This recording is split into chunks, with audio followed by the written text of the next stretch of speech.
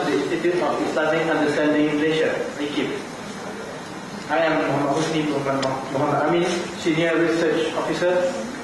On behalf of the organizer, we are glad to see all of you here and appreciate you taking the time and effort to join us for this lovely event.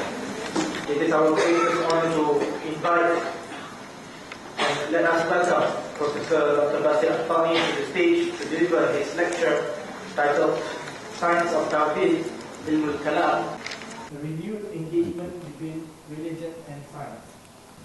Bismillah ar-Rahman ar-Rahim. Alhamdulillah. Wassalatu wassalamu ala Rasulillah. Muhammadin wa ala alihi wa sahbihi wa man wala. I am delighted to be here among this marvelous audience, led by her esteemed Professor Azizan, who is leading this institute, and I would like to thank her for her warm welcome, and to mention that what she said in a few sentences summarizes my project, including the paradigm shift which I am eager to see happening in the Islamic thought. So thank you, Professor Azizan.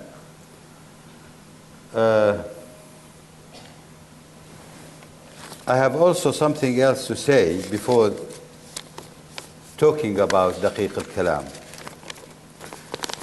And I hope in these few sentences I can elaborate on the role of Daqiq al-Kalam and the need for Daqiq al-Kalam in this era in such a country like Malaysia.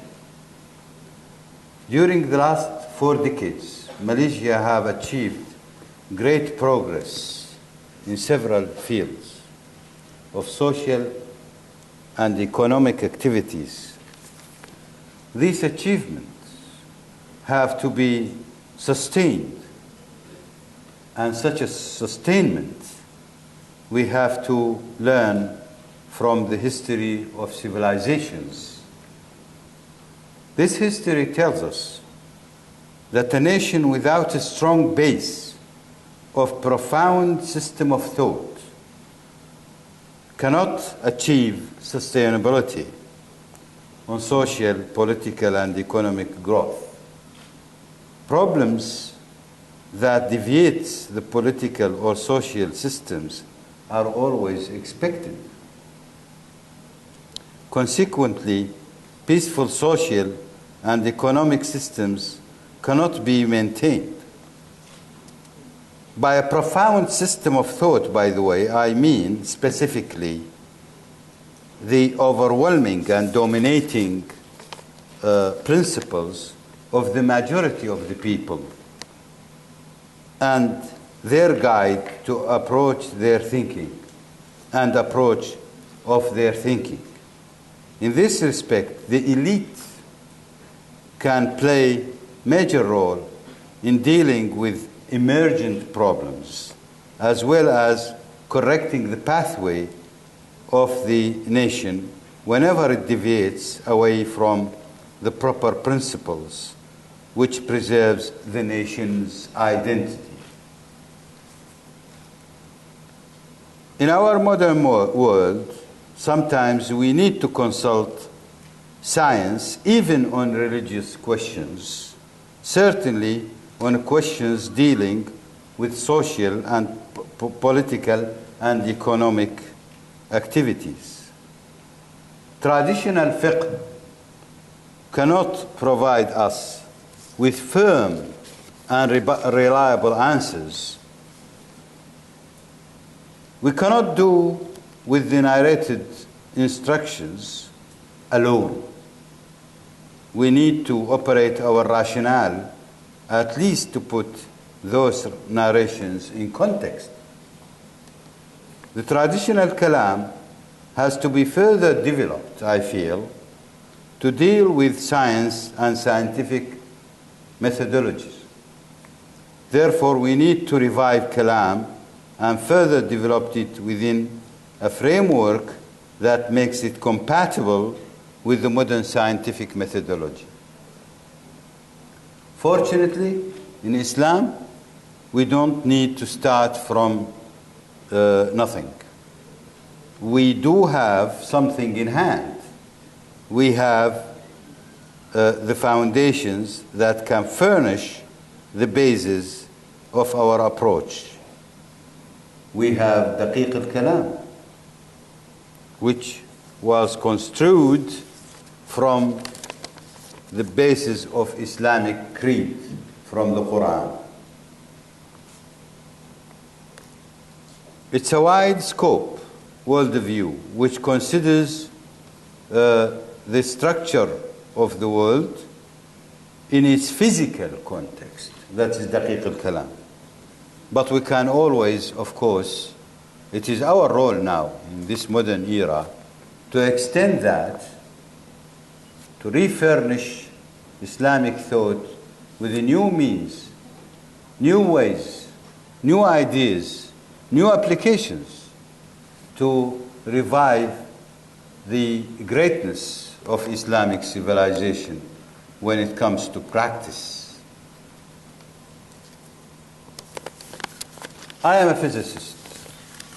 I have done my studies in Manchester in quantum field theory and curved space-time. I worked on the very early seconds of the creation of the universe. But later, after my graduation, about 15 years, I got interested in Kalam. The motivation was, I was driven actually by a well-known author in Morocco called Muhammad Abid al-Jabari, who presented Daqiq al-Kalam in a rough way in his book, The Structure of Arabic Mind. And I was eager to know more about Kalam.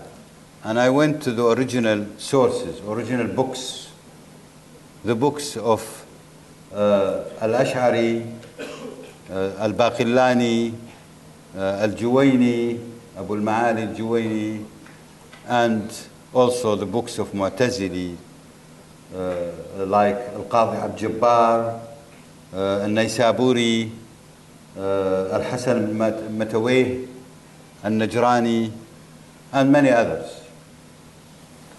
And I found that there is a wealth of knowledge in what they used to call in the early times of Kalam, they called Daqiq al-Kalam. And Abu al-Hasan al-Ash'ari, in his book Maqalat al-Islamiyyin, have mentioned this term, Daqiq al-Kalam. What is Daqiq al-Kalam? Daqiq al-Kalam actually is the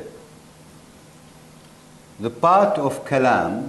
Kalam, you know, perhaps most of you know that, and Ilm al-Kalam. But Daqiq al-Kalam is the section which deals with natural phenomena, with the natural property of the physical world.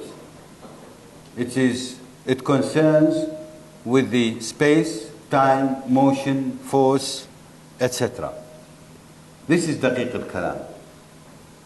Jalil al-Kalam, which is the larger part and the dominant part, Jalil al-Kalam, deals with ilahiyat, the topics of divinity and divine attributes, resurrection of the dead, how would al-Ba'th wa nushur, doomsday, hell and heaven, etc. All ghaybiyat is in Jalil al-Kalam. When we read the books of Kalam, we don't see clear segregation, clear distinguish. We cannot distinguish clearly in a section or a chapter on Daqiq al-Kalam and a chapter on Jalil al-Kalam.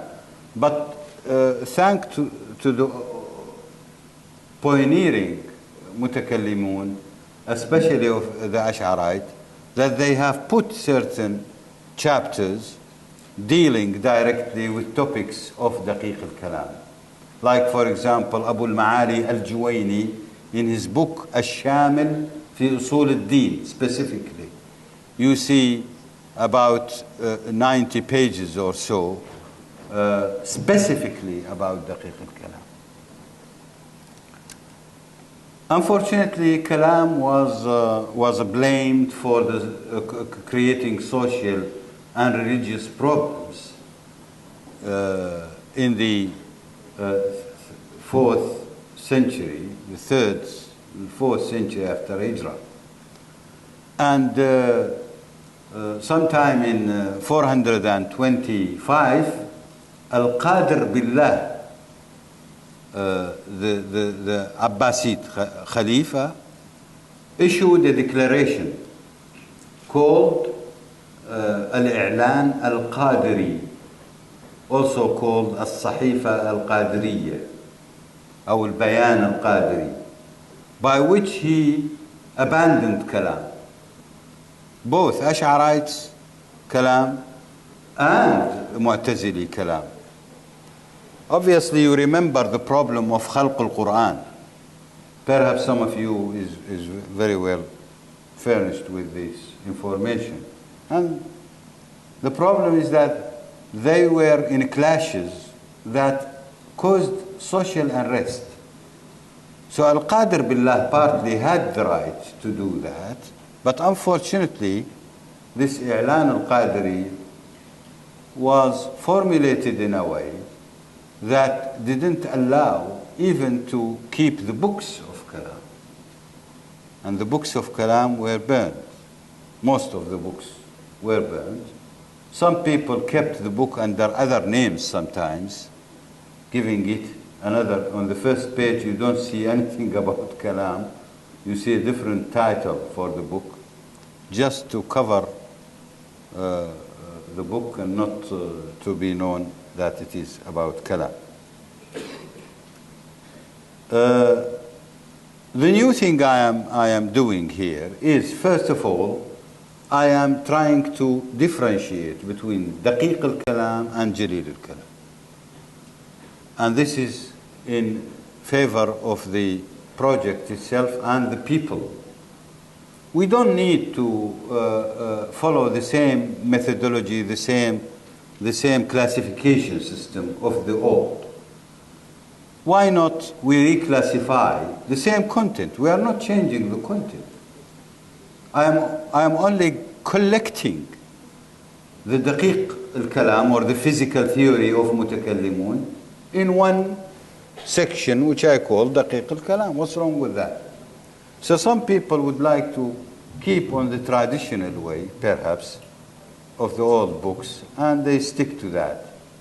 But this will not serve the purpose, because I want to put Daqiq al-Kalam in practice. And I want further to go next step, which will need the help of many scholars. I cannot achieve that by myself, is to develop further a new Jalil al-Kalam. A new Jalil al-Kalam.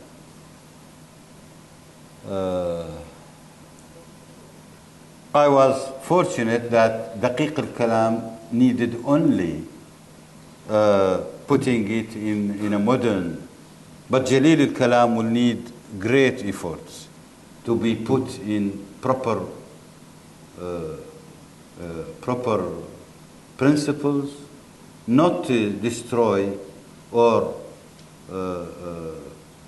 sacrifice the real or the original Islamic message. It's very important. As you know, nowadays in the Islamic world, there are several, I should say, not many, but several calls for revival or visiting some principles, methodologies of fiqh, and even they go further to consider tafsir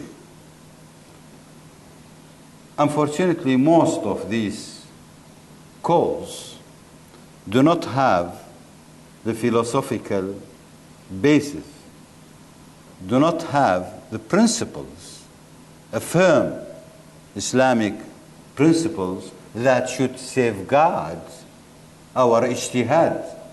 Otherwise, we may actually distort Islam if we take those calls as at their face value, by the way.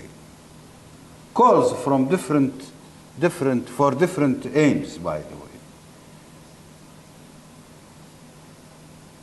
I believe that Kalam will, and Daqiq al-Kalam, will be the safeguard to start with the proper revival of Islamic or renewal. Let's use the word renewal. Yes, it's renewal of Islamic thought. This renewal has to be based on firm Islamic basis. Otherwise, we may get lost in the different approaches, including the scientific approach.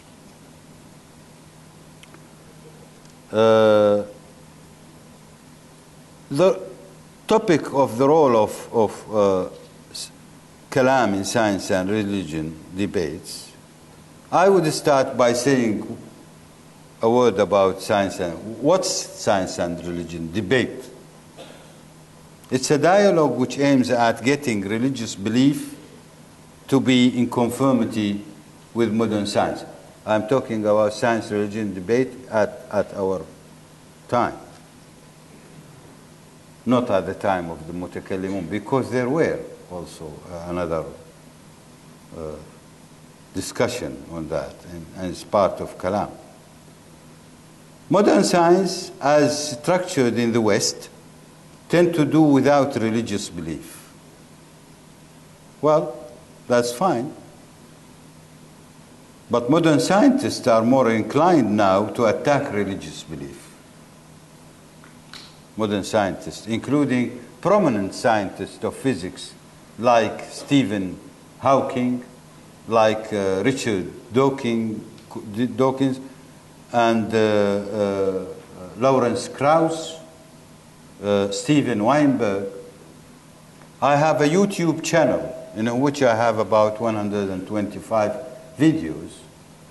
Several videos are devoted to refuting claims of Hawking, Krauss, Steven Weinberg, and Neil Tyson.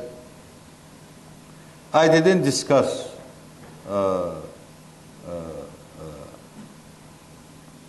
Dawkins for one good reason, that I am not a biologist. But I can strongly refute claims of Stephen Hawking because I know Hawking since 1977. I exchanged letters with him, and we both work, although he's in the rank of my supervisor. He's my teacher, Ustadi. I respect him. But when it comes to science and religion, I have different ideas. And I have exchanged some letters with him. Also, Lawrence Krauss is a colleague. I mean, some people say, you say wrong, Lawrence Krauss is wrong. Yes, I say Lawrence Krauss is wrong because I'm showing what are the evidences. And I believe that my head is not much smaller than the head of Lawrence Krauss. It's only because I am Arab.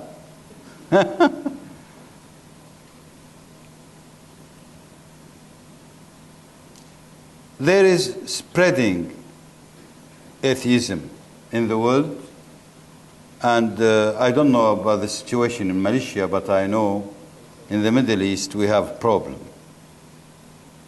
Recently, the Saudis published a book, my book in Arabic, أوهام الإلحاد العلمي, illusions of scientific atheism. 2 weeks ago, it came out of. Here I discuss arguments put forward by top scientists in favor of atheism, against religion in general. Anyway, what do we have? We have a term called scientism that claims science can provide all information we need about the world. And science can organize personal and social life, including morals. Including the morals, they believe, especially Dawkins is claiming this. And they say that religion is only a personal interest, and religion is redundant in social, even in social matters. But religion claims, or believers, that science cannot cover all the needs of a human being. Science alone cannot cover all the needs of a human being. Consciousness and reason requires the existence of a transcendental agency beyond our world that is responsible for creating and sustaining the world. The morals cannot be deduced from science.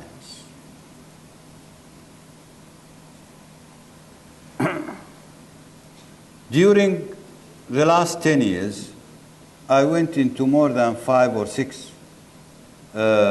conferences on science and religion held by Oxford University and the Science and Religion Forum.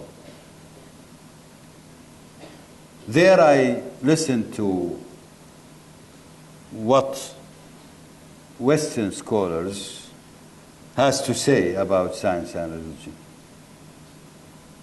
Among them is John Hedley Brooke, for example, Keith Ward, and many other figures, and decent scholars. I gather that there is a confusion concerning the action of the laws of physics and or the laws of nature. I gather also that there is a confusion concerning the new views proposed by quantum mechanics. There is also a foggy picture of God that allows evil to stay in the world. They call it the problem of evil, as you. Proposals concerning limited capability of, we also hear from Keith Ward, for example. He posed the question, does God knows the future?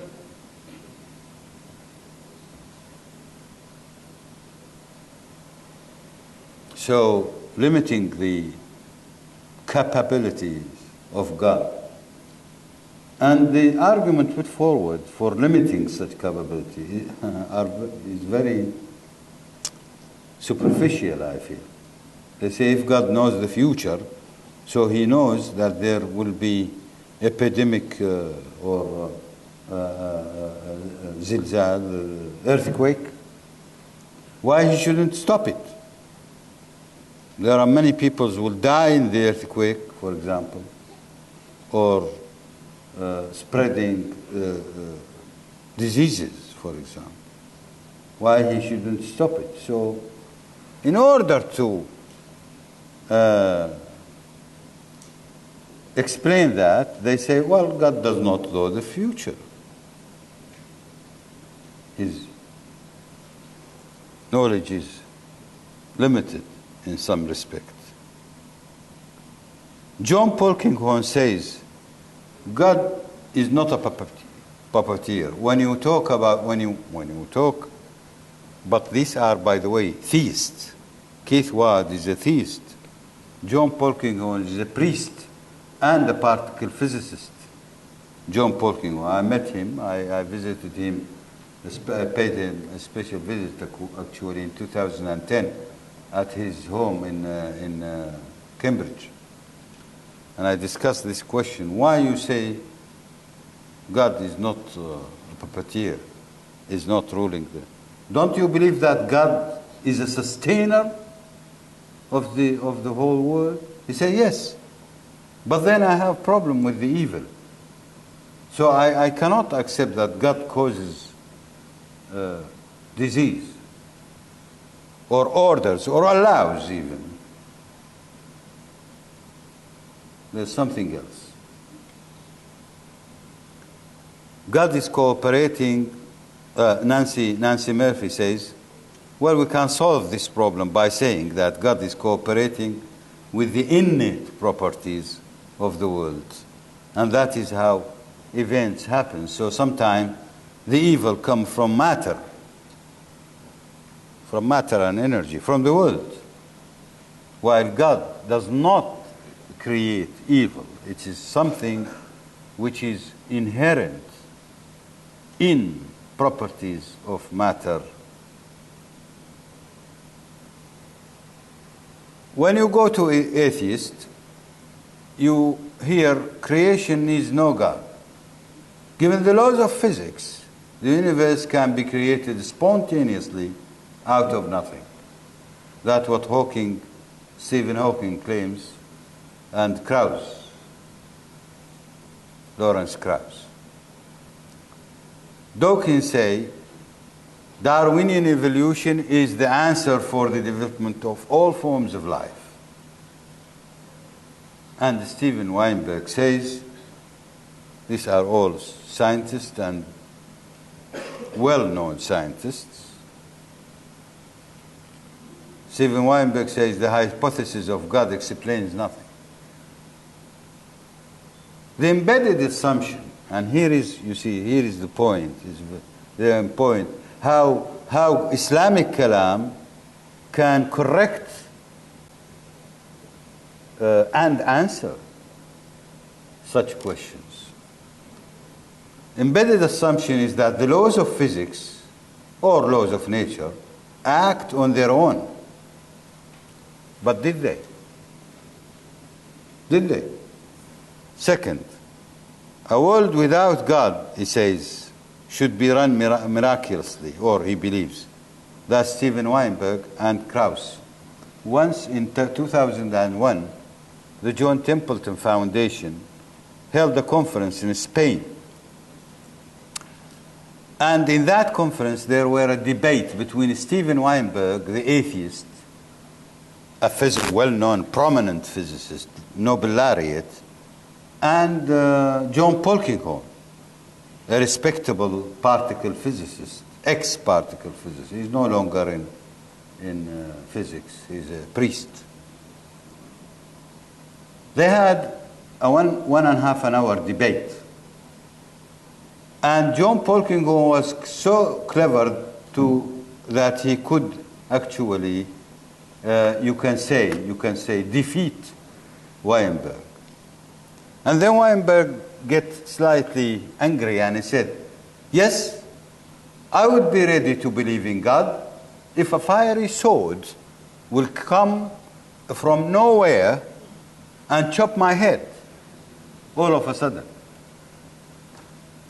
And John Polkinghorne said, but God does not behave like that. God does not operate. He meant to say, Weinberg meant to say that if there is God, then there should be miracles happen every moment.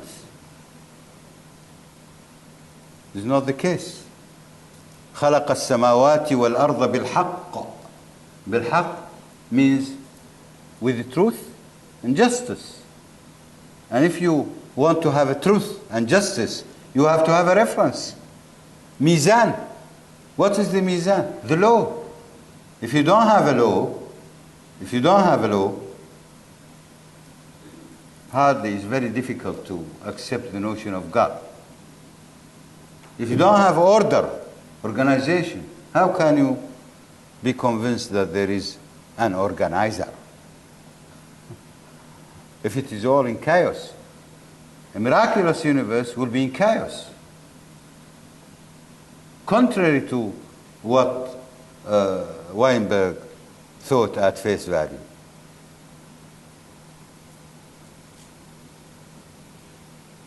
Now we come to Islamic Kalam.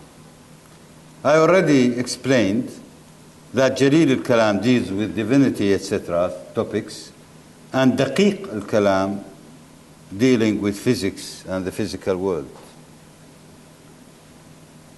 I studied the books of the original Mutakallimun, the pioneering Mutakallimun, as I said, both Mu'tazili and Ash'ari. And I was always chasing wherever I find a page or even a paragraph or even a sentence on physics, I pick it up. That was between 1989 and 1994 when I published my first paper entitled The Scientific Value of Daqiq al-Kalam in English. It was published in Journal of Islamic Thought and Scientific Creativity. And the editor was very, very much pleased with this article, by the way. Muzaffar Iqbal in Pakistan. I could gather that there are 5 basic principles of Daqiq al-Kalam. These are: number 1, temporality, that the universe has a beginning. The universe, the world, obviously Mutakallimun didn't use the word, the term universe. They used world, al-alam, muhdath, temporal, being created. Al-Ghazali makes it clearer in his book Tahafut al-Falasifa, and he says the world has been created with time, not in time. One has to be very accurate here. Not in time. Because if you say in time, it means time was existing before the creation of the universe. So then the question comes, why at this time and not any other time? No. The case is not like that. Time was created with the universe, space was created with the universe. That's what Al-Ghazali stressed.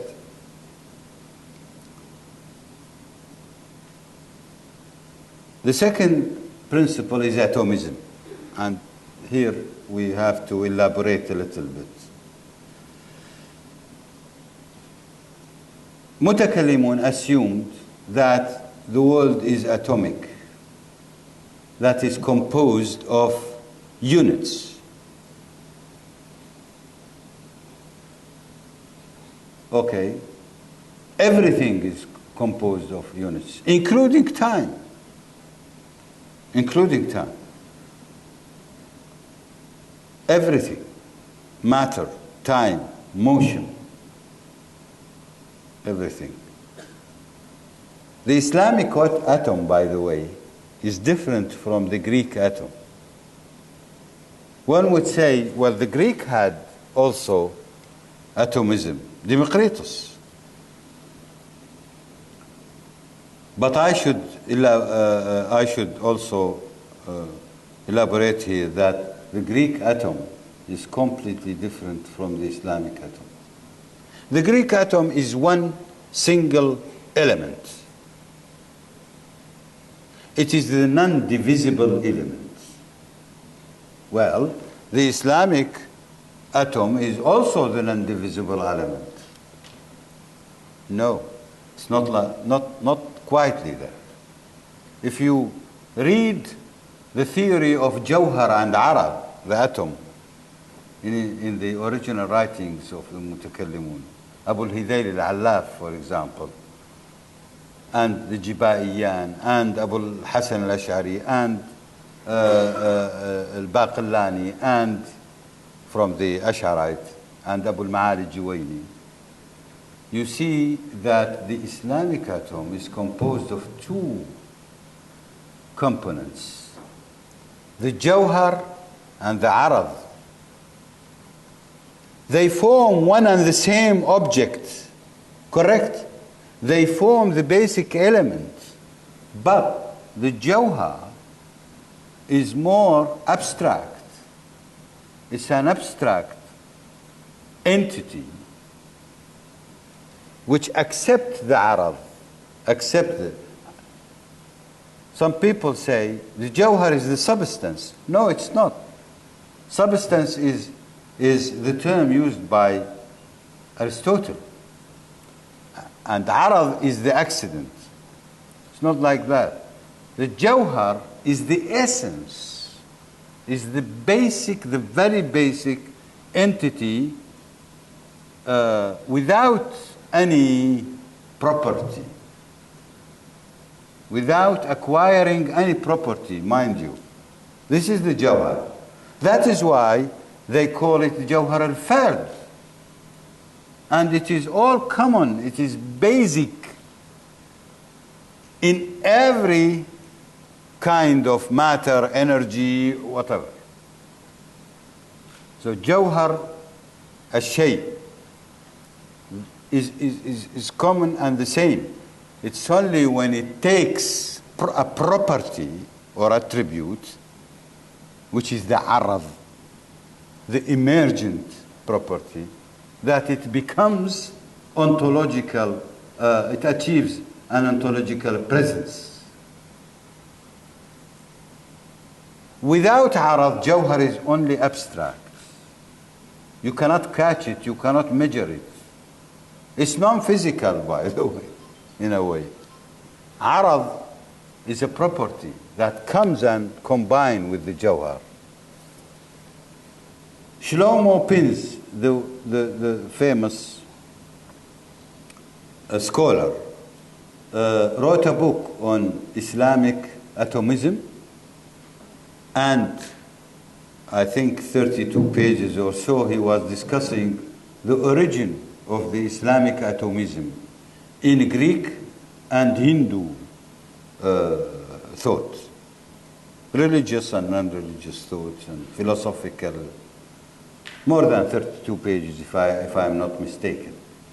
And in the end he says we cannot find any indication, any real strong indication that the Islamic atom is taken from the Hindu or Greek sources.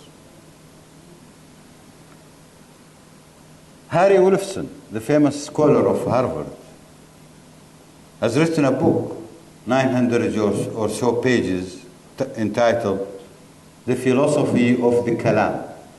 The book was published in 1976. And he devoted 80 pages to discuss atomism.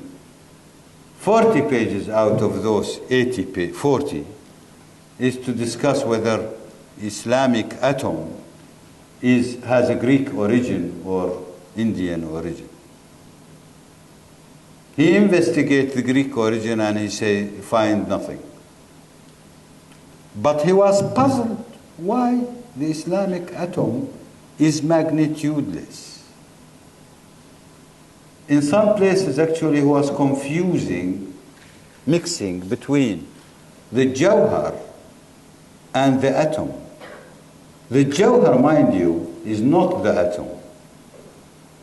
It's only an element of the atom. It is the jawhar and the arad. So when mutakallimun says, some of the mutakallimun says, that the jawhar is magnitudeless. Yeah, because it is abstract. It is when it combines with the arad, it gets arad like what? Like thiql, like weight. So it gets the weight, it gets color, it gets smell. Then it is materialized. And he says, I cannot understand how these Bedouins, after investigating sources, in Greek and Hindu. He says, but I still cannot understand how those Bedouins could come to such abstract ideas like the Jawhara and the Arad, the atom, magnitudeless atom.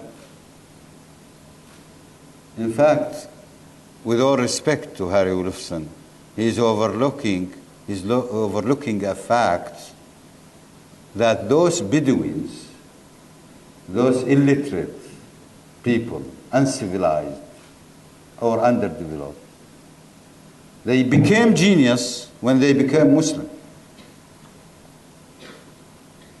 He says, how come in less than 100 years such Bedouins would be elevated to such level of knowledge, which needs hundreds of years of civilization and civilized thinking? In a few tens of years, they become knowledgeable and they create such concepts. It's difficult to grasp. I would say, oh dear Professor Wolfson, you are overlooking that these peoples have been converted from their backwardness, from being a Bedouin to scholar in such a short time because of the Quran, because of the Islam. Islam is a great transformation in the life of a person and a society. The third principle of the Mutakallimun, by the way, some of the people also do not see the fact that Mutakallimun construed their thoughts from the Quran, and they had a very special methodology, approach, which is contrary to the philosophers, Greek philosophers, even Muslim philosophers. A mutakallim starts from the Quran, from the revelations, through reason, understand nature. A philosopher follows the other way around. He looks in nature, investigates nature. Through reason, he built up the properties of the divine, or the limits of the divine, or etc. That's why in the Greek philosophy we see that they believe in God, but it is a prime mover only because they attribute ability to things to act inherently. They give such a power to the taba, the nature of things. A Muslim will not do that because he knows that the world is indeterministic, because he knows that God has created the world. He believes that God created the world and God has absolute free will. Therefore, from this very simple way, you can deduce that the world has to be indeterministic. Should it be deterministic, then it will be in conflict with the freedom or absolute freedom of God. Should the world, the events on the world happen deterministically, must happen. Whenever the conditions are available, then it must happen. Then we have a problem there with religion, with the belief. So, Mutakallimun started from God again, through reason to understand nature. That is why they were actually working binurillah, by the nur of the word of God. God does not ask you to freeze your brain. Never. God says, قُلْ سِيرُوا فِي الْأَرْضِ فَانظُرُوا كَيْفَ بَدَأَ الْخَلْقِ. كيف بدأ الخلق. I remember when I first came back from Britain in 1978, there were one colleague woman, and she asked me, what is your precise specialization? I said, creation of the universe. The very early moments of the creation of the universe. And she said, oh God, this is haram. Why you do that? I said, why haram? She said, because this is an act of God. You should not study such things. I said, haven't you read in the Quran, قُلْ سِيرُوا فِي الْأَرْضِ فَانْظُرُوا كَيْفَ بَدَأَ الْخَلْقِ. بدأ, how creation was all started. قُلْ سِيرُوا فِي الْأَرْضِ. See, move in the earth and see. So God will never ask you to freeze your mind. Unfortunately, it's spreading certain public ideas that has brought to that woman the notion that if you deal with the khalq, original creation, then you are in a very, very dangerous area and you may get out of Islam. This is not correct. There is no limit to the thinking. But if you know the proper rules of Islam, the proper way of thinking of Islam, Islamic creed, then you will be really safe. Muslims thought the world is indeterministic. The متكلمون in دقيق الكلام, original دقيق الكلام. And also they decided that it has to be probabilistic.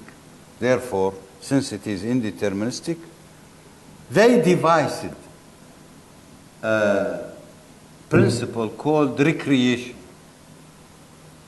That God recreates who, what? The jawhar? No. Recreates the a'rad. Recreates the properties. So when you look at this color here, a red.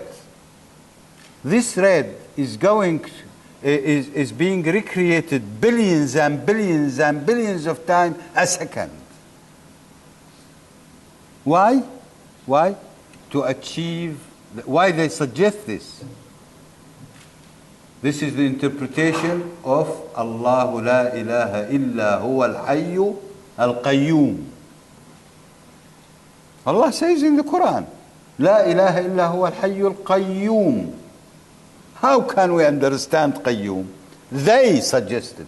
Perhaps there are other ways to understand al-qayyum. But they understood it like this. That God should recreate the world. What should he recreate? The possibility of recreating the emergent a'rad. That's why they say al-a'rad la tabqa zamanayn. The a'rad, between two brackets, accidents, do not stand two instants. Change.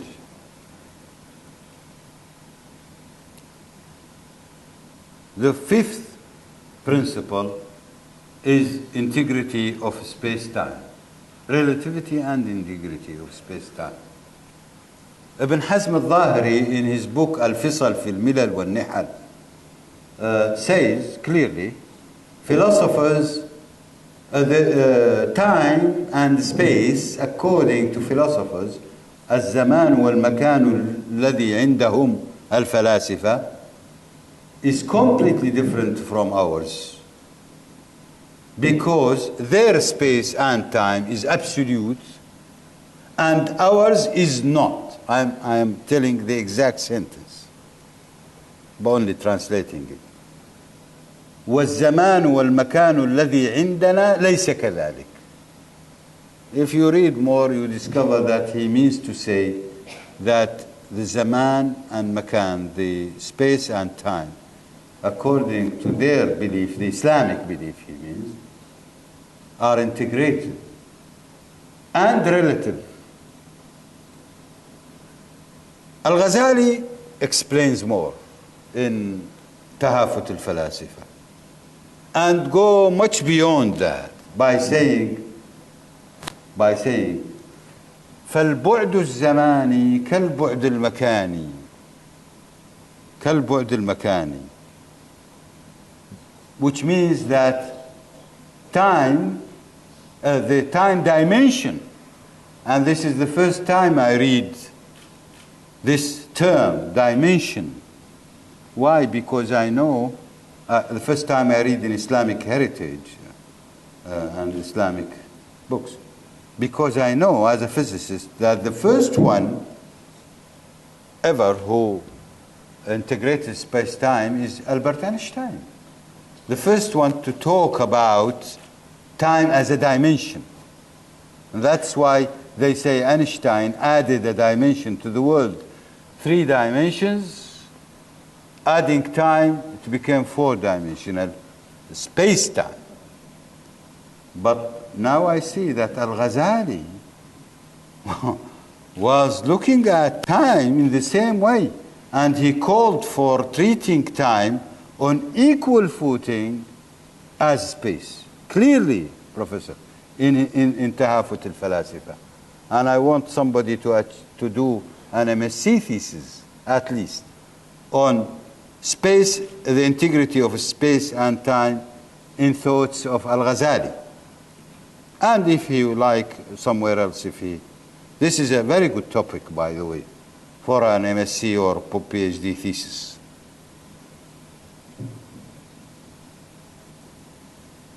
This is the 5th principle. By these 5 principles, they could explain everything.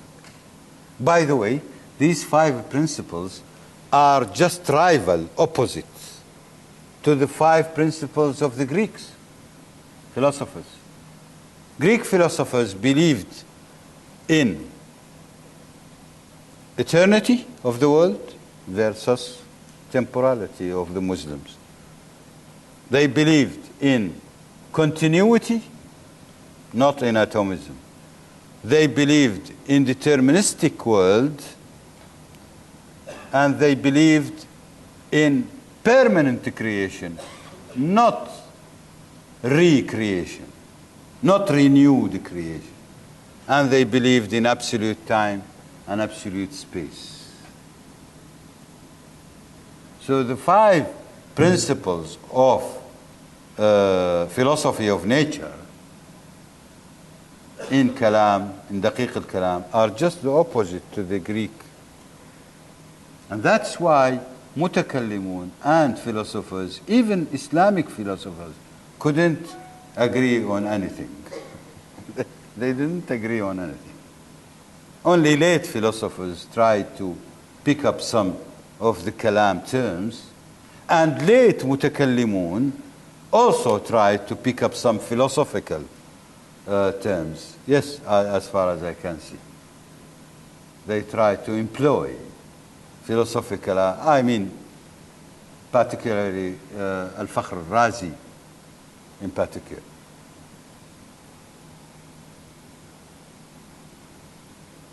Until 1900 AD, any physicist, senior, decent physicist, if he reads the 5 principles of Kalam, he would say this is nonsense. The world is continuous, the world is eternal, the world is deterministic, space and time are absolute and separated. But after 1900 AD, the revolution of modern physics, specifically the theory of relativity and the quantum mechanics, has proven that mutakallimun was correct. Daqiq al-Kalam, after all, is correct. The 5 principles are indeed the physics of the microscopic world, which underlays our world, our macroscopic. Obviously, you can't see indeterminism in everyday life.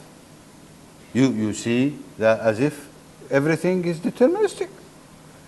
I throw this and it will fall, definitely. Quantum mechanics nowadays tells us that there is a very small probability, in this case, in the case of this piece of this size, very, very small probability that it will not fall. As you know, philosophically, I am not interested in the figure, how small it is. I am interested in the principle.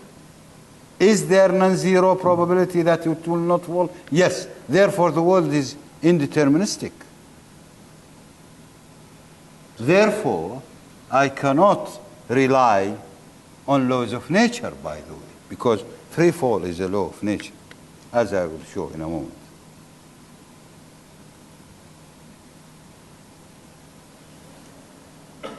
Also, for your information, without indeterminism, without probabilistic behavior of the microscopic world, your mobile phones will not work. In your mobile phone, there are thousands or even tens of thousands of small crystals, microscopic crystals, inside which electrons are trapped with less energy to cross the barrier, the walls of the crystal. If there were no quantum mechanics, these electrons cannot form a current through the crystals. Consequently, your mobile phone will not work. Many, many other applications, thousands of applications in quantum mechanics or in nature depend on quantum effects. And the picture driven by mutakallimun or given by mutakallimun, especially in Daqiq al-Kalam, in the 5 principles I just mentioned, explains very well the nature of quantum world, including especially the principle of recreation. Concerning the eternity of the world, I think everybody knows now that the universe had a beginning in time. The Big Bang, everybody knows now, even laymen knows that this is a fact of nature, that the universe has a beginning in time. Once Stephen Hawking and William Hartle tried to prove that the universe has no beginning in time, they discovered that it could have been existed in imaginary time. Some people thought the word imaginary means something you can imagine. No, they mean square root of -1. And I sent a letter to Hawking saying, "Dear Professor Hawking, thank you for this conjecture that the universe could have existed in long time, in imaginary time. But I hope you tell the people," and he did, by the way, in later interviews, that this is not that something you can imagine or cannot imagine. It is square root of -1, and this square root of -1 is not physical. So the universe didn't exist. You haven't proved that it exists in reality. It exists in epistemology, could be. If you like, it existed in the will of God. Could be. If you like to say that the square root of, because square root of -1 is not physical, it's not measurable. Simple. Whatever physical has to be measurable, by the way. If it's not measurable, it's not physical. Love is not physical. Hate is not physical. Jinn is not physical. Malaika is not physical. You cannot measure them. You cannot catch them. But weight of these glasses is physical. I can measure weight, length, etc. Any other properties. The problem is that we need to understand certain vital, very important things. And that is laws of, to differentiate. One of them is to differentiate between laws of physics and laws of nature. As I said in the beginning of this lecture, that some physicists do not differentiate even between laws of physics and laws of nature. They sometimes say, given the laws of physics, you can have the universe created without, instantly or out of nothing. Spontaneously. It's not correct. What are the laws of physics? What are laws of nature? Laws of nature, in simple words, is the phenomena without specifying any reason for that, an explanation. The phenomena. Solar eclipse is a law of nature. Without necessarily, you know that the moon is rotating, etc., etc. Also, cotton. You throw it in fire and it set fire. Law of nature. Without knowing anything about molecular energies and dissociation and all that. You don't need to know that. This is the law of nature. Quantum mechanics proved that laws of nature are indeterministic. Events occurring in nature are indeterministic. How could it be reliable to do any action? Therefore, it's clear that a law of nature would need a driver, would need something to push it, to work. It's only a relationship. Laws of physics, on the other hand, are what we devise, what we imagine, what we... Newton put law of gravity. The force of gravity is proportional to 1 over r square, distance, square of distance. 250 years later, Einstein came and proved and showed that this is not correct. Not only in calculation, but in concept too. The whole concept of action at a distance was demolished by Einstein. And instead, he suggested the curvature of space-time. Gravity is a curvature of space-time. So if laws of nature cannot act because they are indeterministic, and if laws of physics are actually our own explanation and imagination, and it could change over the years as we discover new things, new theories, who is playing the game in the world? Who is moving this world? Certainly there should be an agency. But what kind of agency? Is it part of the world, like Spinoza thought? It's whole forces in the world? No. If it is part of the world, it has to obey and abide by the same laws of the world. Therefore, we'll need a mover, we'll need a driver, a coordinator. Therefore, such an agency has to be transcendental, beyond space and time and matter. Correct? Simple argument. I feel that Daqiq al-Kalam is capable of answering all questions concerning nature. There remains obviously some theological questions. I call upon you, this beautiful audience, and researchers and scholars, especially in this country, Malaysia. I discovered there is a great intention to work and do science, preserving at the same time their religious belief. And here is the way. You tackle problems in Daqiq al-Kalam. First you can grasp what is Daqiq al-Kalam systematically, and then you can do research. Many problems. I can list at least 10 PhD titles, 30 MSc titles of problems to be tackled on such level in deep philosophy. For example, the concept of vacuum, according to Mu'tazilite and Ash'arite, is a topic to be, this deserves also a PhD or an MSc thesis. Motion, according to Mutakallimun, is completely different from what we understand in physics, motion. They have different concept, different realization of motion, and so on.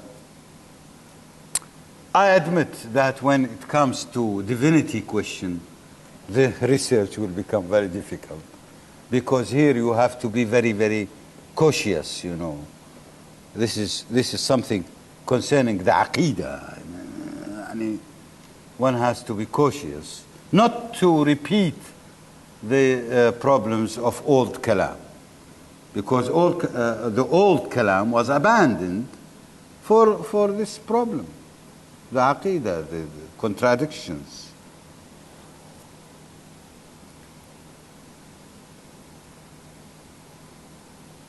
I would say that modern science strongly points to transcendental agency, and we have to take benefit of this. We, the Muslim, I mean, the Muslims should take benefit of this. Full belief comes through meditation and spiritual experience, as this is part of the evidence. This paragraph I put to say I do not forget the spiritual dimension in Islam. We shouldn't forget the spiritual dimension, although we may work with Kalam, etc. In my opinion, the West lost their faith once their spiritual experience doomed. They have no daqiq al-kalam to regain their spirit, but Muslim can help in this respect. We can help all the world, in my opinion, by offering them our new understanding of nature. And that way we can elevate the understanding of religion and elevate and use science to elevate our understanding of religion too. I will stop here. Thank you.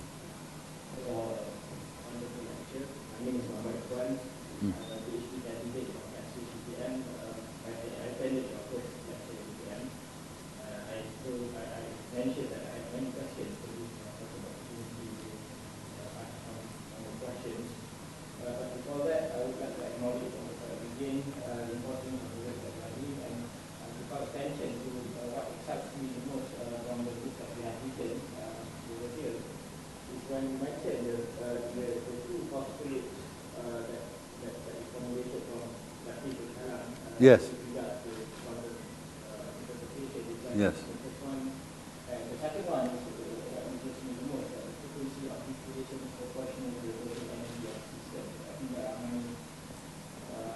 Can you please read it? It says frequency recreation is proportional to the mass, total energy of the system. Yeah, of them, or the energy of the system. Yes, that's how I want to change it. I want to take it further. Actually, here I am using the principle of recreation to interpret a very difficult problem in quantum mechanics called the problem of measurements. This problem of measurement has 5 solutions or 5 different interpretations. None of them is convincing.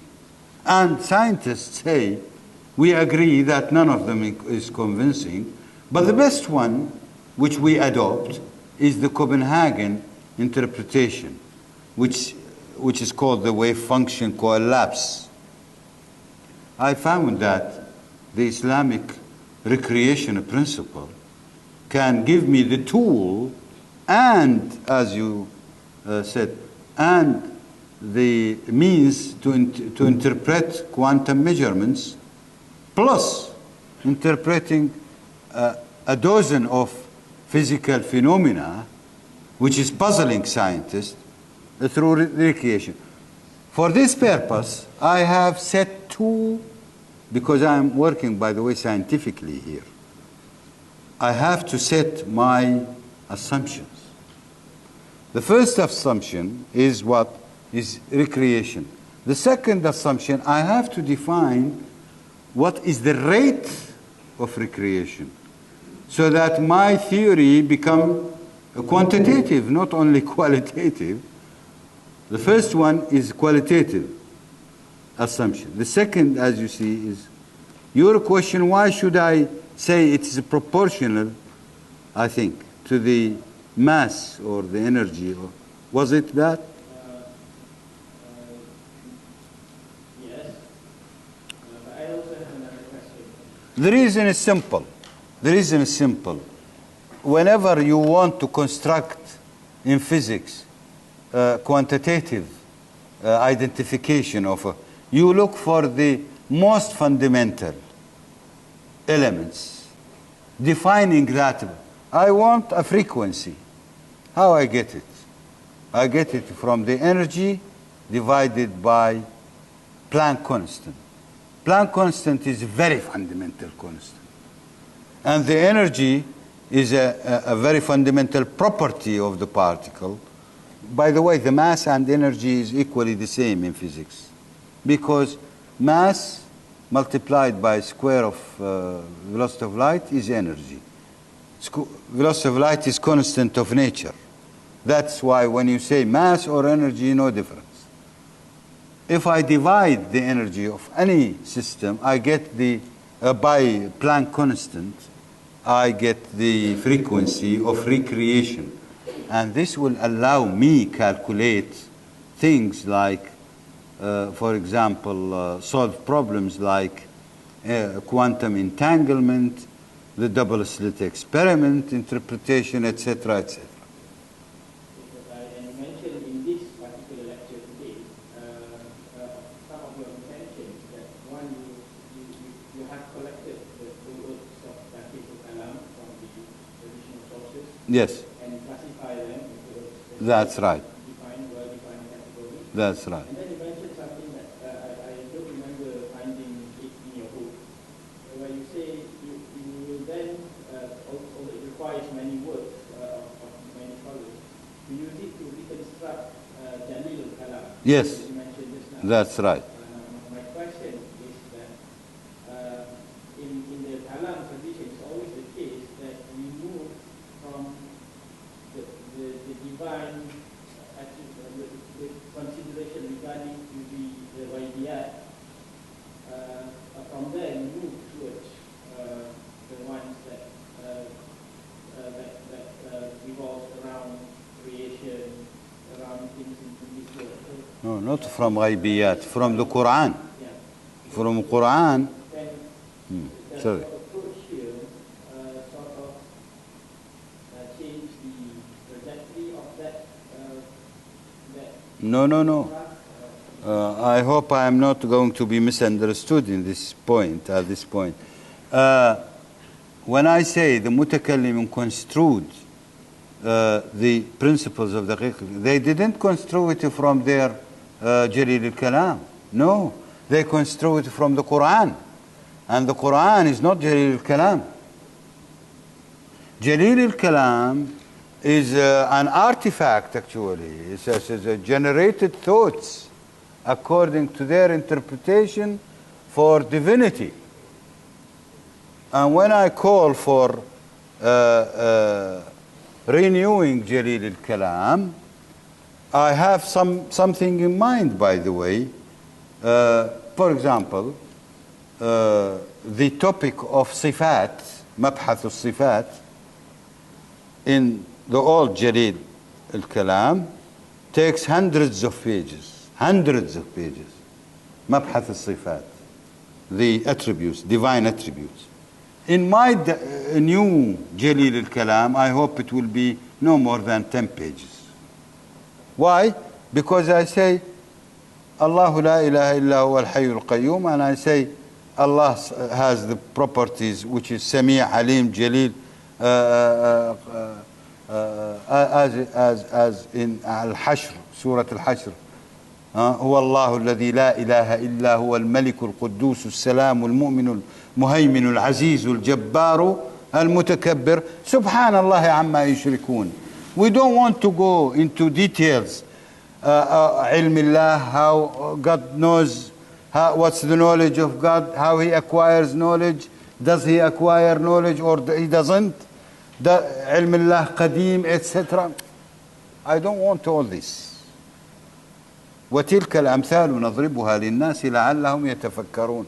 They should not تفكر في ذات الله, they should تفكر في مخلوقات الله.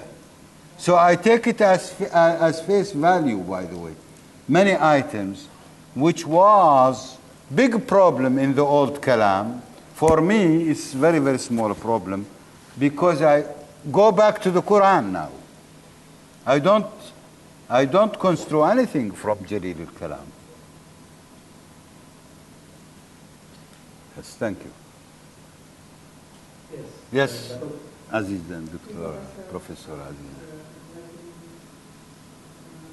Jerry, I want to, because your last slide, we have many questions, but I'm attracted to the practical nature of the last slide.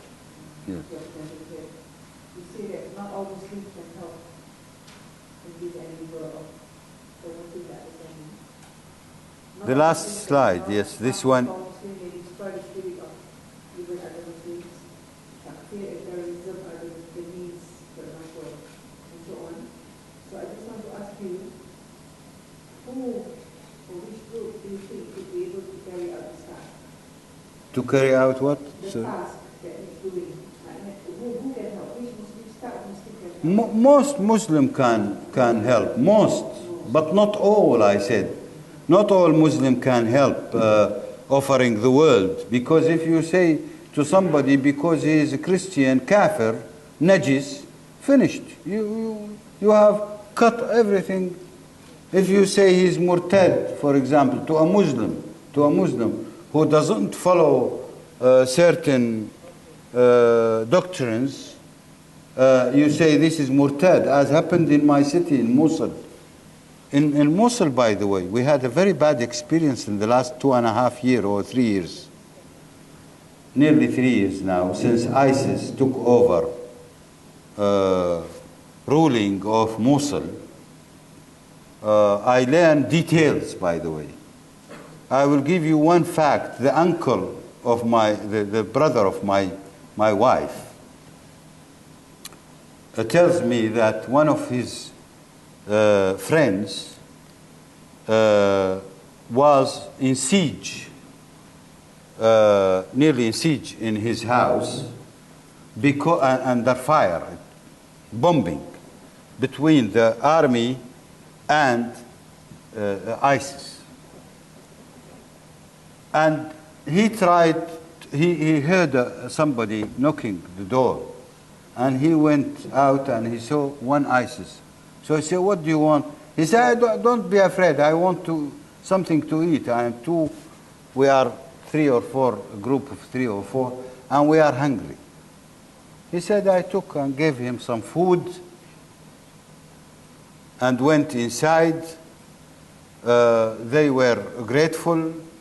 Next day, he saw the same person coming and knocking to his door. And he said, "Do you have a family here?"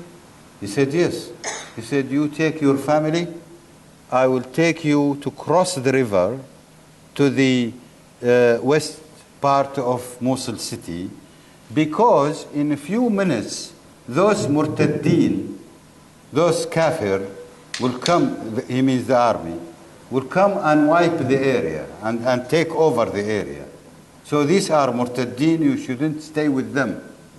You should go from Dar al-Islam from Dar al-Harb to Dar al-Islam, because this Dar al-Kafirin will become in 1 hour time or 2 hour time." Obviously, this person couldn't accept such a proposal, because he was inside, he was waiting for the army to liberate them from ISIS. How could he go? I said, "I am going to do a favor for you. Listen to me. You should come now." And he said, well, I have an old woman inside, my mother.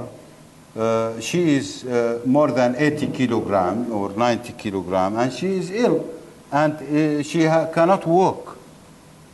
And he said, don't you have some kind of courage or, something to help? He said, no. He said, well, there is no time. Pulled his rifle, a gun. He said, take this gun and go and kill her. He said, my mother, I'm telling you, my mother. He said, yes, your mother. Kill her and bring the rest of the family. This is how ISIS deal with the people. And I trust these people because I know the man who was telling the story, and I know the brother of my wife. Both are authentic. These peoples who are destroyed, they burnt the library of the University of Mosul completely, turning it into nothing. No one single book was left in this. They destroyed mosques like Mosque of Nabi Yunus alayhi salam. They destroyed the Mosque of Nabi Yunus, nearly the size of this institute. And the Nabi Yunus tomb is only 50 square meter in one of the corners. They destroyed the whole building and the mosque just because there is one tomb somewhere. I mean, and if somebody believes that there are fingers of some foreign agencies who created ISIS, correct? Could be. But without having this wrong understanding of Islam within certain factions, within certain sects of Islam, they couldn't have achieved such a gathering. They cannot. Suppose now some foreign agencies come and want to create Muslims saying that Muhammad is Ilah. Suppose. Can they do that? They cannot. Because all Muslims will refuse such an idea. They cannot collect 50 people. So we have the seeds of the disease, the genes of the disease. And this has to be eradicated, in my opinion, properly. Not by force, not necessarily by force, by knowledge. So, Thank you. I understand the context. that's what I mean. Maybe one last question because we are supposed to end 4:50. Yes, Dr. Marek.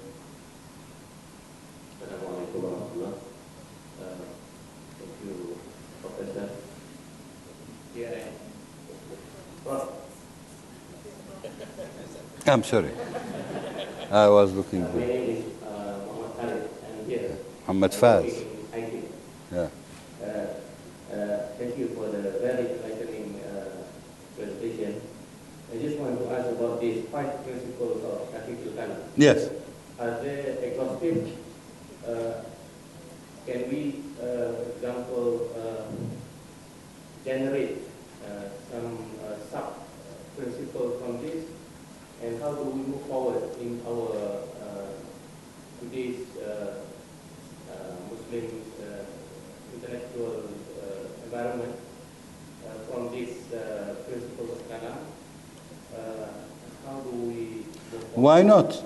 I tell you, the only one in the history where I read in historically who mentioned doctrines of Kalam is Maimonides, the Jewish rabbi, in his book Dalalatul Ha'irin, the perplexed, guide to the perplexed.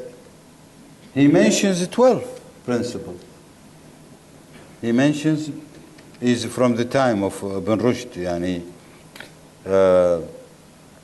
early or mid 6th century after Hijrah, from the time of Ibn Rushd. You know Maimonides, Maimonides or Maimonides in English. Musa ibn Maymun, yeah. He mentions 12. But if you look at the 12, are actually, you can say, section of one or two.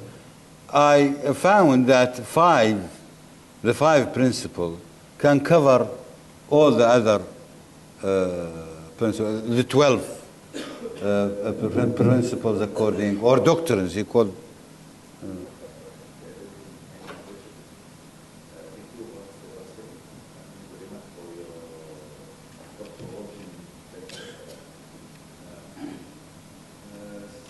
Some researchers accuse that the Mutakallim in their own very ridiculous. And even whatever that you mentioned about the five principles or perhaps the sub-principles in Iraq, five principles, how do you account for existence of beings which are non-material? Of existing? Beings which are non-material. Yes, of course. Souls, because Yeah. of course I think in some of the Kalam books, we do talk about souls and intelligence and that. Obviously, this is part of Jalil al-Kalam, first of all. I am talking about the principle of Daqiq al-Kalam. Second, by the way, we should know also that structurally, Kalam consists of concepts, principles, and problems. Among the concepts, for example, in Daqiq al-Kalam comes the question of vacuum, the void, because all mutakallimin believed in void, in the existence of void. And void is necessary to achieve motion. Contrary to Aristotle, who believed that the world is always full. The void, Mu'tazilites have a very, very interesting theory about the al-khala. Al-khala means the vacuum. A question was asked.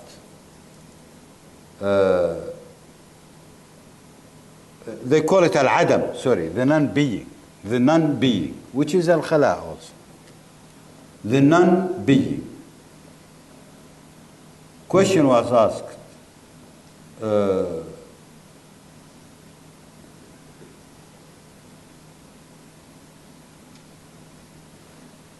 is the non-being shay, something or nothing? Mu'tazilah said it is something. Why? Because حقيقة الشيء المعلوم. This is written in Al-Juwayni's كتاب الشامل في أصول الدين. حقيقة الشيء المعلوم والعدم معلوم فهو شيء. The actuality of the anything is to be known, and the non-being is known, or the khala is known, therefore it is shay. But the Ash'arite said, oh dear, the shay is composed of jawahir wa a'rad. What about the non-being? They said the non-being, this is Mu'tazila, it is also composed of jawahir and a'rad. The only difference between them, that the jawahir of the non-being have no occupancy. ما خلا التحيز. That the جواهر العدم غير متحيزة. تحيز is very important for the jawahir. Very important aspect of the jawahir. If it's not متحيز, it cannot materialize, that's to say. So they thought that حقيقة العدم is, this is also a topic, as I said, for research. but it needs a physicist, one with background in physics, because then he has to compare the concept of vacuum according to Mu'tazilite with Dirac Hall theory. Dirac Hall theory. There are similarities, I guess. Strong similarities. My name is Harulja. I'm a student from thesis. One thing that about the topic, it is about engagement between religion and science.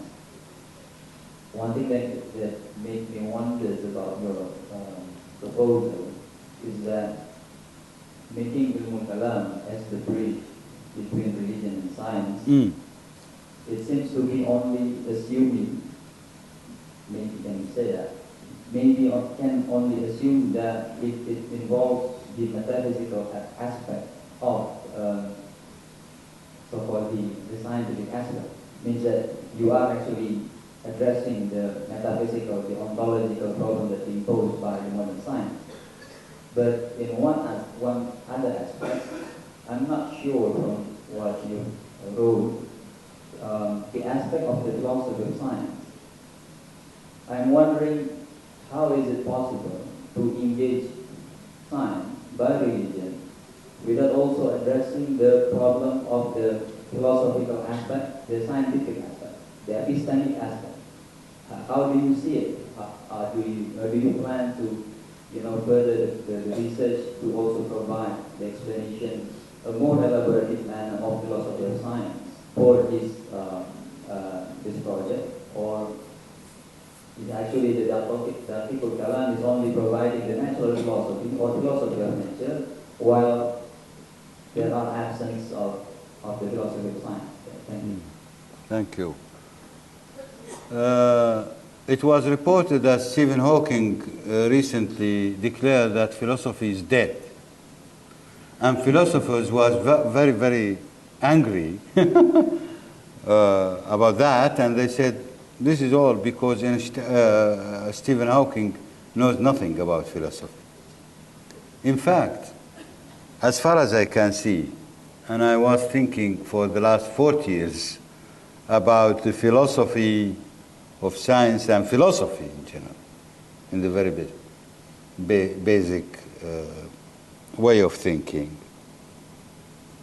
Do we really, can we consider philosophy anymore as an independent from science,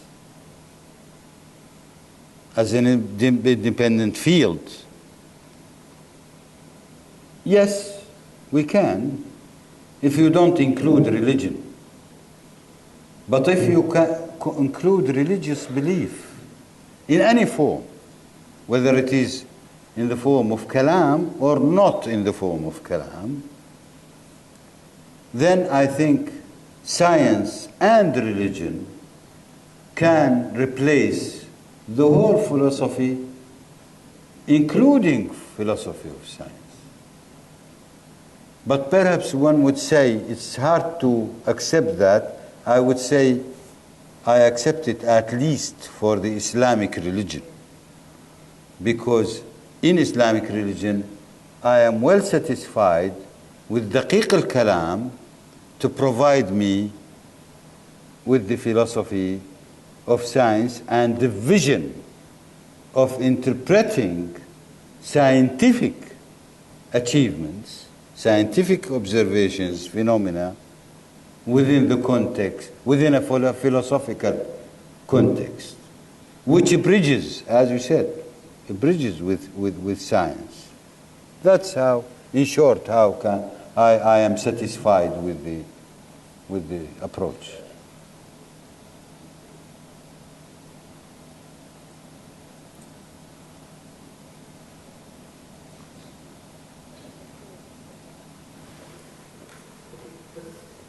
Thank you.